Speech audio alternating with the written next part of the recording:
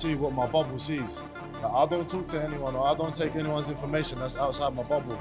And inside my bubble, everyone's like, yeah, you're gonna blast him out in the first round. So that's exactly what I expect, you get what I mean? And when I do go do something like that, it's not that much joy. It's on to the next one, isn't it, really? Moses Itauma. No, definitely not. Think I'm stupid. Think I'm stupid. No. Mike Tyson was 20 years and 5 months when he wins the heavyweight championship of the world. Don't take anything away from Moses Itauma. He could have done that to Dillian in the pomp of his career. You know, there's nobody in the world right now apart from Alexander Usyk, Tyson Fury, who he couldn't. Moses Itauma has already fired a warning shot at Tyson Fury ahead of his massive clash with Filip Hrgovic. And the confidence behind those words says everything about where his head is right now. Inside Itauma's camp, a first-round demolition is being discussed as a real possibility. And if he gets the job done, Fury could be the next target on his list. It's like, it's not just a sport, it's a lifestyle you live. And like, I understand, like it's gonna be hard. Even for me, like, I've like fell in love with the hustle. And like, I couldn't imagine like not having it in my life. So it's like waking up and just like, do you know what I mean? What are you gonna do? So I don't blame him. I think it's good. Moses Itauma has already experienced brutal moments with Tyson Fury in the sparring room, and that history appears to be fueling his confidence. When a fighter specifically asks you not to hold back and still gets put through hell, that experience stays with you. It's easy to understand, then, why Itauma talks about Fury today without the slightest hint of fear. Remember on a Thursday, we done some heavy rounds, my body was in bits. Anyways, got to do it all again on Friday. We had a 2-day little rest and recovery and stuff. And on a Monday, it was back 6 rounds. Tyson goes, bring the heat, Moses, don't take it easy on me. I'm like, cool, we have another scrap, and it's another session. It's just... Tyson Fury has described this fight as a genuine acid test for Moses Itauma. A victory could put the young heavyweight on a direct path toward a world championship opportunity. Coming from someone who has already shared brutal sparring sessions with Itauma, that assessment carries serious weight. It sounds less like empty praise and more like Fury understands exactly how dangerous the young contender could become. Especially for a young lad, I don't know how old he is now, 21 or 2 or something like that. Acid test. He hasn't really had a test before. This is his first acid test really. And if he comes through this, then I think he's definitely going to win the world championship. I do believe this should be a championship of the world. Like, the IBF should put their belt on the line for Moses versus Hrgovic because they're 2 highly rated IBF title contenders. And yeah, I think that this is a tough fight, very tough fight. Hrgovic is big and a tall, Olympic pedigree, hundreds of amateur fights, and he's been in there with some of the best heavyweights in the world. And he's not like 40 years old, his man's 33 or 4, so he's in his prime. He hasn't had 40, 50 fights, he's only had a small amount of fights. And he's a tough game man, so it's definitely a good acid test for Moses. Potential banana. Filip Hrgovic isn't interested in the hype surrounding Moses Itauma. He's promising to shut the entire story down before turning his attention toward his own world title ambitions and a potential showdown with Daniel Dubois. The confidence is unmistakable. But while Hrgovic is focused on stopping Itauma, the young contender is already looking beyond him toward a potential blockbuster meeting with Tyson Fury. My name is Guy Itauma, Moses Itauma. I think he's a great fighter. The young, 20 years, yeah? 20. Yeah, 20 years. I think Itauma have... Moses Itauma insists the knockout isn't consuming his thoughts, but that calm approach is about to face its toughest examination yet. Hrgovic is durable, aggressive, and physically capable of dragging Itauma into territory he hasn't experienced before. If the fight becomes a war, any weaknesses hidden against easier opposition could suddenly become impossible to hide. That's my game plan, but that's what I hope for, but I never really go focusing on the knockout. I just focus on sticking to the game plan. And if it leads to a knockout, it leads to a knockout. If it don't, it don't. So I'm not really too focused on that, but we'll see. Hrgovic's criticism is simple but potentially devastating. He believes Itauma has never been hit hard enough or forced deep enough into a fight to reveal his true character. Talent can take you a long way, but adversity tells a different story. If Itauma gets hurt for the first time against a heavy puncher like Hrgovic, the world will finally discover how he responds under genuine pressure. I don't know. I don't believe he's... for right now, I don't believe he's so good because he was never in trouble. He never really received a good punch. So we'll see. One thing is to have a good skills and to be a good boxer, and another thing is to be a warrior. So you have that or you don't have that. So you can't teach that. You can't learn that to be a warrior, to have a heart, to have a chin, to go down, to come back and continue to fight. So we'll see, maybe he's next great, and maybe he's just a hype job, and because for right now he did amazing job, for right now, but he never received a real punch. He never fought anyone who fight back. Itauma is trying to keep the focus away from the titles and on the man standing across from him. But respecting an opponent is one thing, proving that respect inside the ring is something completely different. Hrgovic brings size, strength, experience, and the proven ability to hurt opponents.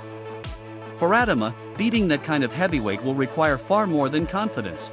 Not really, the belts just come with the performance. With boxing Hrgovic, I was taking him serious, and now that the belt's on the line, I still take him serious. Nothing's changed. I still want to beat him as much as I did before the belts were on the line. Of course, it would be an honour, and I'd love to be a world champion. It's about Hrgovic's confidence tells its own story. He clearly respects Moses Itauma as a person and acknowledges the talent he brings into the ring, but there is absolutely no hesitation in his belief that he can beat him. Of course, I respect him as a man, as a fighter. He's a good guy, but we'll fight, He's getting beating, man. So it is. That mentality could become one of the biggest factors in the entire fight. Confidence built through real experience is very different from confidence created by hype. In heavyweight boxing, that difference can be enough to turn an expected result into a massive upset. This is almost like I don't know, he's starting kind of from scratch, really.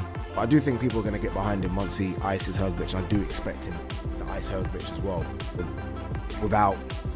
But he will come through some trouble, I do think. Hrgovic makes a revealing observation. Even some supporters of Moses Itauma admit he's still essentially starting his journey at this level and could face serious trouble before getting past Hrgovic. And that word, trouble, is important. Hrgovic is bigger, more experienced, and willing to absorb punishment to deliver his own. If Itauma struggles early, the hesitation that follows could give Hrgovic exactly the opening he's looking for. Moses Itauma is a very strong guy, but I'm a stronger guy and I'm gonna throw him out. Dave Allen is picking Moses Itauma to get the victory, but even his prediction comes with a major question mark. I think Itauma stops Hrgovic in 2 or 3. Do you think he puts him out cold? I think he knocks Hrgovic out cold, yeah. Cold. I think he does. As good as I think Hrgovic is, and Lamar's too good for me, I just think Itauma is all wrong for him. Because Hrgovic just stand up tall, straight shots. I think Itauma will just be miles too fast for him. So Hrgovic's going to come and have a go. Hrgovic's going to try and knock Itauma out, which is great. But I just think... And we're still yet to see if he's got whiskers. Of course, yeah, but I just think Itauma's going to hit him first. Nobody knows yet whether Itauma has the chin required for heavyweight warfare. His speed and technical ability are obvious, but his ability to absorb a truly heavy punch remains unproven. Hrgovic throws powerful, direct shots and has the physical presence to test the chin immediately. Allen favors Itauma, but even his assessment acknowledges that speed and skill may not be enough if Hrgovic simply refuses to back down. I'm back because there is breaking news today. Moses Itauma versus Filip Hrgovic will be for the IBF World Heavyweight title. Now remember I said this, remember I said that they must find a way to just manoeuvre Frank Sanchez out of the way. Frank Sanchez was #1 with the IBF. If I'm Frank Warren, I will be doing everything I can to try and just get Sanchez out the way, however you can, to ensure that Itauma versus Hrgovic is for the IBF World title. And he was the next in line. They were looking for someone for him to fight. They ordered Frank Sanchez against Moses Itauma, and clearly the chat began then between the camps, and they clearly said to Frank Sanchez, do you mind just maybe just taking a little bit of money and then you can fight the winner, and then we can have this fight for a world title fight? That's what's happened. Now I said at the time, maybe they'll try and push Sanchez towards Cabiao in some sort of rematch for the WBC, but it looks like he's just accepted some kind of step-aside money with the kind of promise that he'll get the winner of Moses versus Hrgovic for the IBF World Heavyweight title. Now this is big news. Now, Moses Itauma is reportedly being fast-tracked toward an IBF heavyweight title opportunity against Filip Hrgovic, skipping several of the gradual steps normally used to develop a young contender. With Frank Sanchez being pushed aside to make the opportunity possible, the ambition is obvious. But putting a 20-year-old into a world title level fight against an experienced physical heavyweight is an enormous gamble. He's a good fighter. You know, I think Hrgovic is a world-class heavyweight. Is he elite? I think he's close to it. There was one stage I think he was really close to it, but you know, he's going to fight Itauma now. I think it's a good fight. You know, I think Moses will be much too sharp for him, but I think it's a proper challenge. I think it's Moses' first real Even Eddie Hearn has acknowledged that this represents Itauma's first genuine test, describing it as a legitimate opportunity for Hrgovic rather than some easy mismatch. Hearn isn't guaranteeing an Itauma victory, and that careful wording is significant. He knows Hrgovic is a legitimate threat. When someone with Hearn's experience calls it a proper chance for the opponent, it's a strong indication that an upset is very much on the table. Absolutely, he's a young Mike Tyson. Mike Tyson was doing the same thing when he came up until he met somebody that wasn't afraid of him, and Filip wouldn't be afraid of him if he fought him anyway. Hrgovic's trainer has made one particularly dangerous comparison, bringing up the young Mike Tyson. Tyson looked almost impossible to stop until he eventually encountered someone willing to stand in front of him without fear. That comparison should immediately grab the attention of every Itauma supporter. He's very talented, very sharp, only getting better and better with each fight. And this will be a good test for him, because Hrgovic is no slouch, and no one is just going to come easy and try and give it to him, you know? Hrgovic will be throwing punches, chasing him down, and if Moses can deal with that and look impressive, then you know he's ready for the big stage. Joseph Parker's assessment is far more measured, and that's what makes it so interesting. Even while acknowledging Itauma's ability, Parker recognizes that Hrgovic is a serious opponent who will constantly move forward, throw punches, and force Itauma to work under sustained pressure. That's a level of intensity the young contender hasn't regularly experienced. Parker's key point is conditional. Itauma is ready for the big stage only if he can absorb that pressure and still perform at his best. That condition says a lot about how uncertain this matchup really is. Said about a first round knockout. Do you think you could knock him out in the first round? Of course, man. Yeah. Look at this. Touch this. You're strong, mate. Fuck, man, I'm strong like a rock. I can knock out a horse. Yeah. So, of course I believe, and he start fast. You know, don't start fast. I'm slow starter, but this fight I will start fast. I must train to start fast, and I wanna get into the fight with him. I don't wanna box too much with him. I wanna get into the fight and see how. Joseph Parker then switches from analyst to fighter, making an extremely confident prediction of an early knockout and even comparing his own punching power to being capable of dropping a horse. More importantly, he says he's prepared to abandon his usual slow-starting approach and attack immediately. Instead of carefully feeling Itauma out, the plan is to test his durability from the opening seconds. For Itauma, that could mean facing an opponent who was willing to completely change his normal approach just to discover whether the young heavyweight can withstand serious punishment.